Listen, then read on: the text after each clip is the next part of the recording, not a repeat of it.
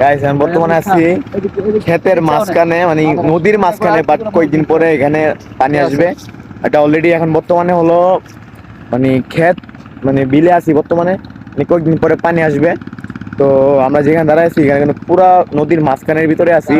তো এটা আবার নদী, মানে এই জায়গাটা নদী, আবার মানে এই জায়গাটা নদী, এটা আবার নদী, ঠিক আছে। এটা মানে এই দিক দিয়ে আবার নৌকা যায় আসে। তো আবার এই জায়গাটা বিল বলে, মানে ক্ষেত বলে, বিল বলে, অনেকজনে ক্ষেত বিল এসব বলে। তো আমরা আসছি এখানে তিনজন, এখানে তিনজন আসছি, তিন ভাই আসছি, বড় ভাই আর ছোট ভাই, আমরা সবাই আসছি ঘোরার জন্য।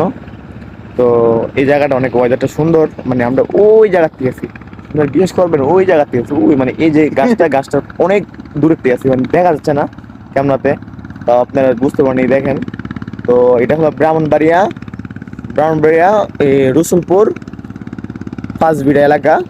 তো আপনারা দেখতে পাচ্ছেন। তো